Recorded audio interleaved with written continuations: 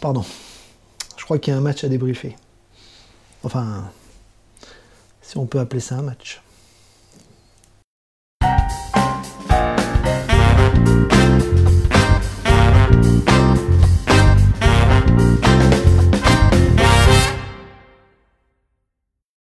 Salut tout le monde, salut les monégasques. Bienvenue pour un nouveau débrief. Ça faisait longtemps qu'on ne s'était pas vu. Forcément, Paris Saint-Germain contre Monaco a été annulé. Et heureusement d'ailleurs. Et donc on se retrouvait cette semaine, voilà, pour une semaine à deux matchs. Donc forcément un objectif qui était double cette semaine, qui est un objectif à points, c'est-à-dire qu'il faut 6 points.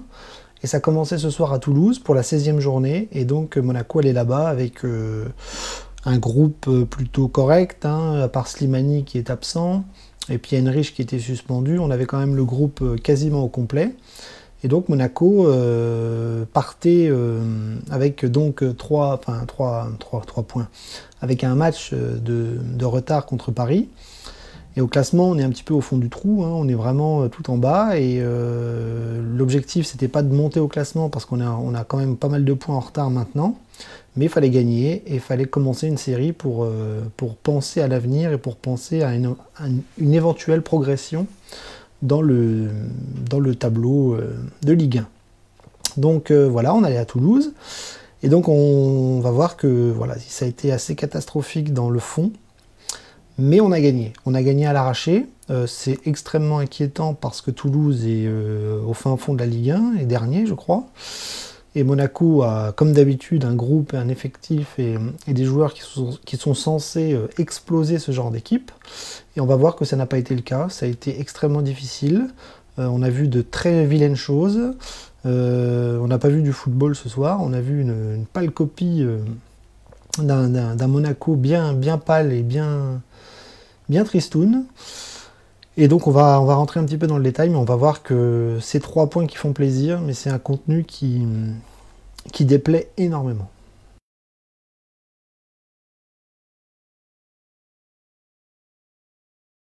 Alors pour la compo, on avait Jardim qui repartait avec son 3-5-2. Donc en gros, il n'avait pas fait de grandes révolutions, on va dire, d'un point de vue offensif. Mais d'un point de vue défensif, on va voir qu'il avait tout changé quasiment. Et à notre grande surprise, voilà, on avait quand même les pistons qui avaient changé et la défense à 3 qui avait changé aussi, notamment dans les placements et dans les joueurs. Donc on avait quand même une nouvelle recette défensive et on va voir que ça n'a pas été très fructueux. Donc je pense qu'il a fait tourner aussi par rapport au fait qu'on joue dans quelques jours. On rejoue samedi contre Amiens. Et je pense que contre Amiens, on retrouvera des joueurs comme Badiachil, Gelson titulaire et sûrement Gildias côté gauche. On va en reparler du côté gauche. Donc voilà, donc Lecomte dans les buts, Glick, défenseur central au centre, Maripane qui était à gauche, Jemerson à droite, Aguilar, piston droit, Balotouré, piston gauche, qui revenait, et milieu de terrain classique, Bakayoko, Adrien Silva, Golovin, avec devant Ben Yedder à côté d'Augustin. Rappelant que Slimani était absent et sera encore absent ce week-end.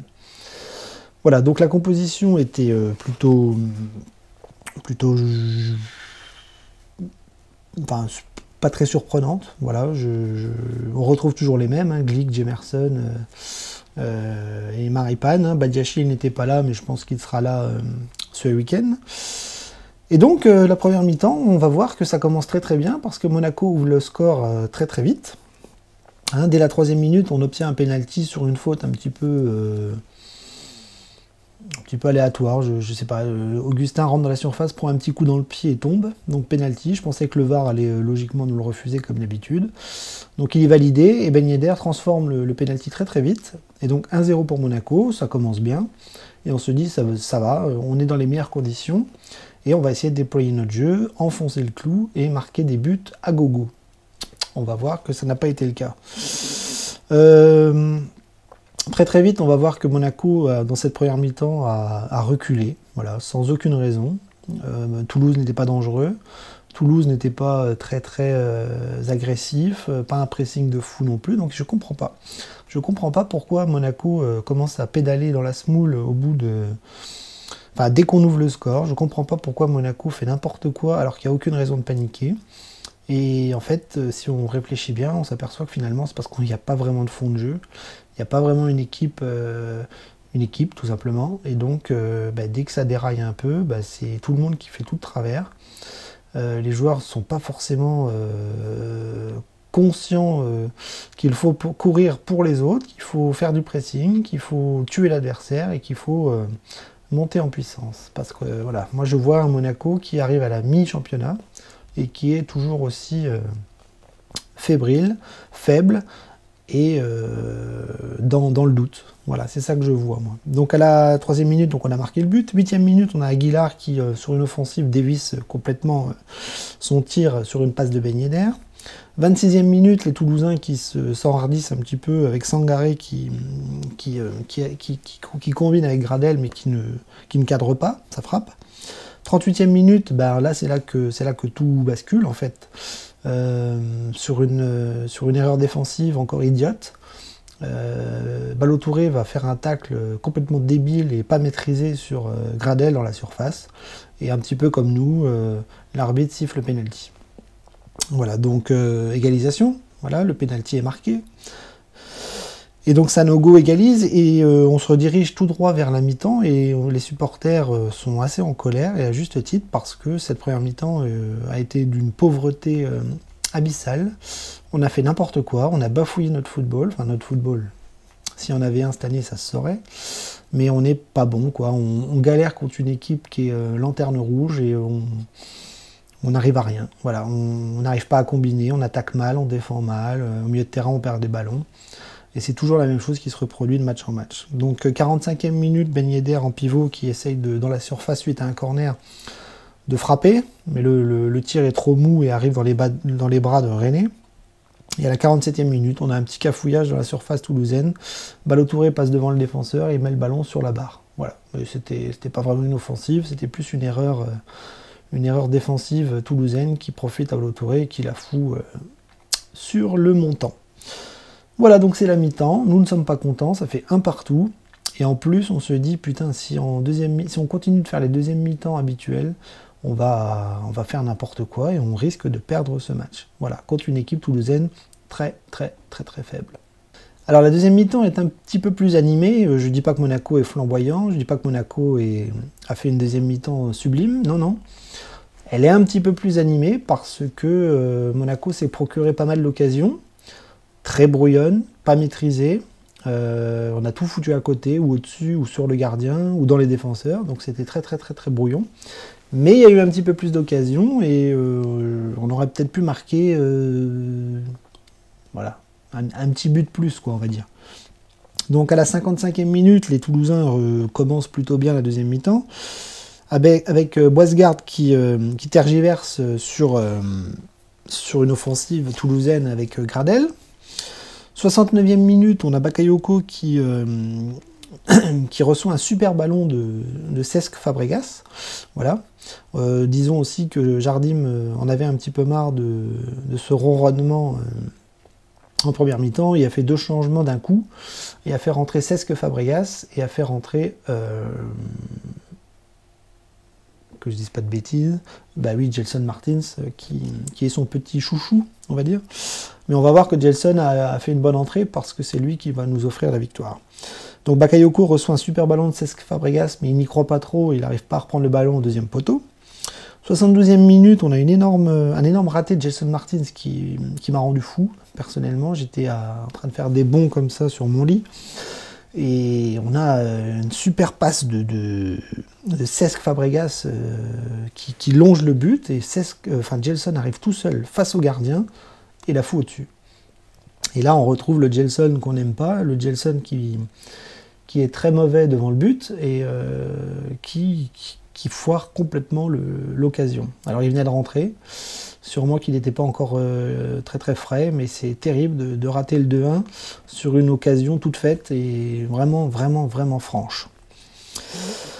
77e minute, on a une petite cloche de Gelson Martins pour personne. Voilà, ça résume assez bien les offensives monégasques où les centres n'arrivent pas, où les centres ne sont pas repris, où les ballons sont mal dosés, mal calibrés. Et là, la petite cloche de Gelson montre bien à quel point Monaco est stérile offensivement encore ce soir. La 88e minute, donc vous voyez qu'on arrive, on se dirige péniblement vers la... Ah non, je dis des bêtises. Avant la 88e, c'est la 84e. C'est la fin du match qui s'approche et on a le but. On a le but de Gelson Martins sur un super déboulé de Ben Yedder côté gauche qui arrive à centrer un peu la même qu'avant, que Gelson avait raté. Mais là, Gelson suit bien et il arrive à pousser le ballon au fond des filets. Et là, la fin du match étant proche, on est soulagé parce qu'on arrache quasiment la victoire, voyant que les Toulousains n'arrivent plus vraiment à être dangereux. Donc là, la 88e minute, c'est René qui stoppe un super face-à-face avec Gelson, voilà, qui rentre côté gauche et qui essaie de la mettre plat du pied. Mais encore une fois, c'est pas fort, c'est pas dosé, c'est mal placé, c'est mou. Et Gelson se rate face à René qui arrête l'offensive assez facilement. Et donc dans les arrêts de jeu, on a deux occasions, monégasques. Baldé qui se retrouve lui pour le coup côté droit avec un super face-à-face avec René, mais le gardien sort bien très très vite. Et Baldé lui non plus n'arrive pas à la mettre entre les jambes. Et on rate le 3-1. Et enfin à la 95e minute, voilà la dernière seconde, on a Gelson qui manque aussi le doublé sur une offensive.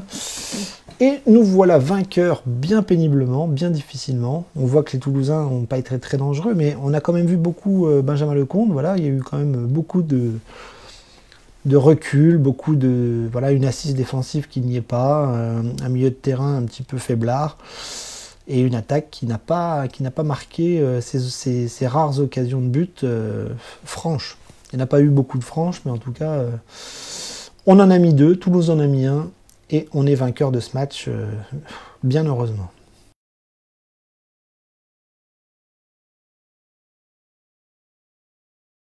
Alors, si je devais faire une analyse globale des joueurs, je mettrais un petit peu tout le monde dans le même sac, parce que la performance collective globale de l'équipe a été mauvaise. On va pas se mentir, c'était un très mauvais match de la part de Monaco. Ça a été brouillon devant, ça a été fébrile derrière, le milieu de terrain n'a pas flambé. À part peut-être un ou deux joueurs qui ont essayé d'être un petit peu au-dessus du lot, mais ça n'a pas été top de la part de tout le monde. Donc on peut prendre les joueurs un par un. Benjamin Lecomte qui a pris un but, voilà, un penalty. Bon, il y est pour rien, il ne peut rien faire. Mais globalement, il n'a pas fait d'erreur. Il a fait un match plutôt simple, on va dire, pour un gardien. Des ballons faciles à récupérer, pas de grosses parades, donc match moyen plus de la part de Lecomte, ni plus ni moins. Au niveau de la défense, donc il n'y avait pas Badiachil, on avait Maripane à gauche, Glick et Jemerson. J'ai trouvé Maripane extrêmement invisible. Je commence à penser que le 3-5-2 ne sert à rien, parce que plus on met de défenseurs et plus on prend de but. On défend pas bien. Ce système n'a pas l'air plus sécure que le 4-4-2. Et je suis en train de me demander si ça serait pas mieux de repasser en 4-4-2 pour remettre finalement les 4 pistons classiques, quoi. Gelson, Gilles Diaz, peut-être Balou Touré et puis Aguilar, quoi. Mais mettons tout le monde. Mettons tout le monde. Donc là, le 3-5-2, voilà, c'est Maripane invisible, Glick qui a fait du Glick. Pas d'erreur monumentale. Il avait un masque ce soir. J'ai l'impression qu'il était content. Il aime bien avoir cette esthétique un peu de guerrier, mais voilà, du Glick dans le texte. Jemerson, pareil, voilà, pas une grande performance, mais toujours des placements difficiles, des contre-attaques qui font mal, même quand c'est une équipe faible. Donc je sais pas si c'est les joueurs qui vont pas, si c'est le système qui va pas, si c'est le travail et l'entraînement qui va pas. Mais défensivement, je ne trouve pas sécure alors qu'on est 3. Donc moi j'aimerais changer un peu de système et je pense que ça nous ferait pas de mal. Et je pense que les joueurs apprécieraient un peu plus parce que j'ai l'impression qu'ils s'endorment un peu dans ce système de défense à 3 et de pistons qui galopent. Milieu de terrain, on avait Bakayoko qui était là, Adrien Silva qui était de retour et Golovin. Donc globalement, j'ai trouvé Adrien Silva très moyen. C'est le Adrien Silva que je connais, moi. Hein. Je ne l'ai jamais trouvé très très fort. Je ne l'ai jamais trouvé très très faible non plus. C'est un joueur moyen qui défensivement a du mal. Dans l'impact physique, il a du mal. Il a une bonne technique, hein, c'est-à-dire qu'il n'est pas maladroit de ses pieds.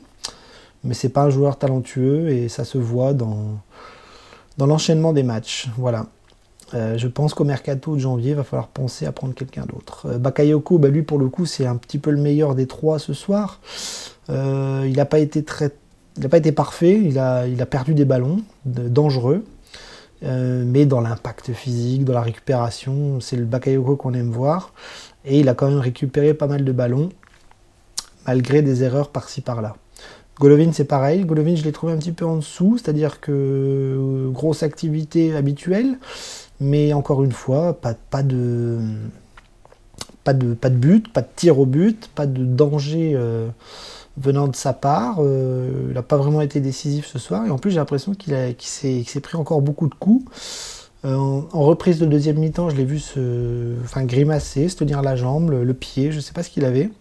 Il est sorti en deuxième mi-temps, je pense qu'il y avait un petit pépin physique quand même.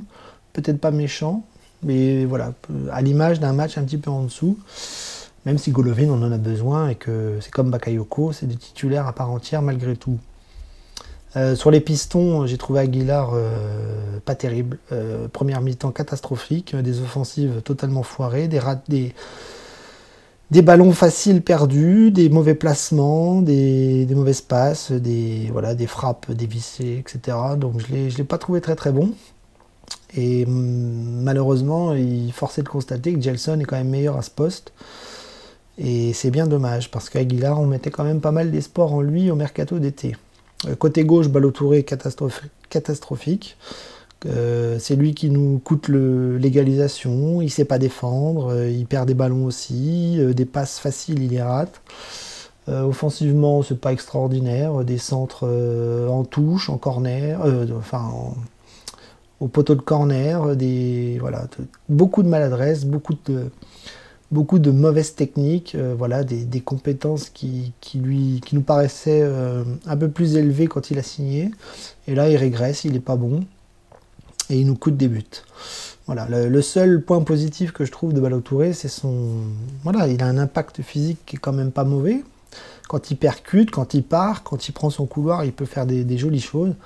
Mais il est absolument pas complet, quoi. C'est-à-dire que c'est pas du tout Benjamin Mendy. Il y a encore beaucoup de travail avec ce joueur. Donc en ce moment, c'est Gélias ou Ballo Touré, on est quand même pas aidé. Devant Ben Yedder, grosse activité. On a vu dans le résumé qu'il a été quand même à l'origine de pas mal offensives. Il marque un but, il donne une passe décisive à Gelson Martins. Donc bon match de Ben Yedder globalement. Pas extraordinaire, mais bon. Il n'avait pas son copain Slimani, qui nous manque un petit peu en ce moment.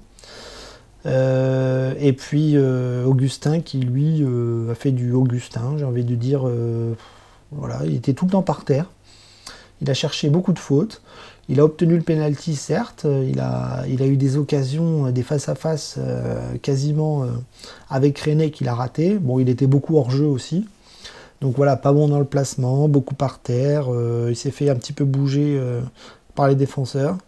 Et il n'a pas marqué, il n'a pas été décisif, donc c'est une petite copie, vraiment une petite copie de la part de Jean-Kévin Augustin. Et puis les remplaçants, rentrée de Gelson qui a marqué, qui a fait du bien, rentrée de Cesc Fabregas, que je suis très content de le revoir. Moi, on peut le critiquer tant qu'on veut sur les réseaux sociaux. Cesc Fabregas, c'est un joueur que j'aime beaucoup. Il a peut-être plus le niveau, c'est peut-être plus le Cesc de l'époque. Mais voilà, j'ai adoré ses passes ce soir. Il a régalé de 2 ou 3 jolies passes comme il sait le faire. Et voilà, moi ça me suffit pour l'instant quand il est remplaçant et quand il rentre dans une rencontre. S'il peut la faire basculer comme ça avec des passes magiques, moi ça me va. C'est pas du grand Fabregas, on est d'accord. Ça sera plus jamais le Fabregas de l'époque. Mais moi j'ai une tendresse particulière pour lui. Gelson décisif, je l'ai dit, et Keita Baldé qui a eu aussi des face-à-face, mais qui s'est foiré, qui n'a pas marqué. Voilà, donc pas une rentrée fracassante des remplaçants, si ce n'est Gelson qui a marqué. Et puis dans l'ensemble, une pâle copie de la part de tout le monde. On n'a pas vu un beau football, on n'a pas vu un beau Monaco, on a galéré contre le dernier de Ligue 1, mais on a gagné. Voilà, donc on va retenir les 3 points et c'est tout.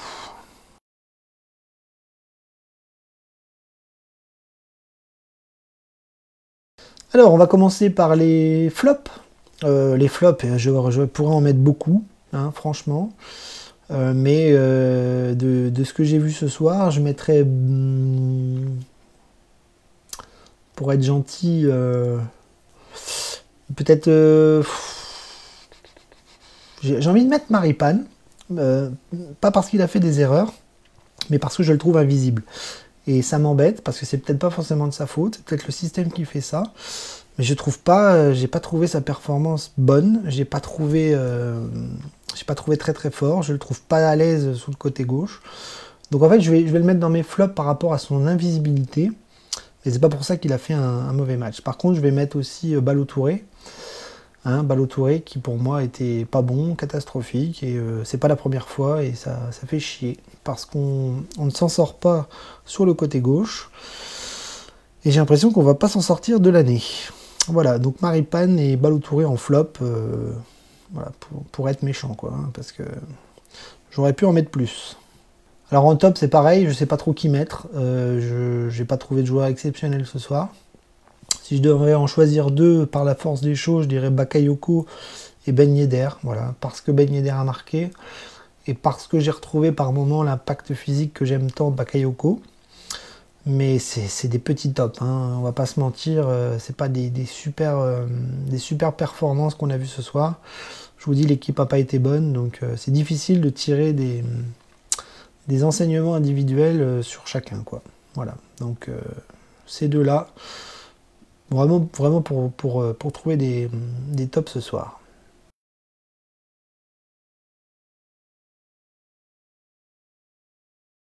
Bien, ben on va clôturer par l'objectif qui est atteint. Alors il sera atteint en fin de semaine si on a les 6 points tant demandés. Moi j'ai demandé que ça cette semaine, hein. Je vous cache pas que le fond de jeu, je m'en fous un peu. Même si là ce soir il nous a sauté bien aux yeux et il a bien piqué les yeux. Mais l'objectif est atteint, voilà, 3 points sur 6.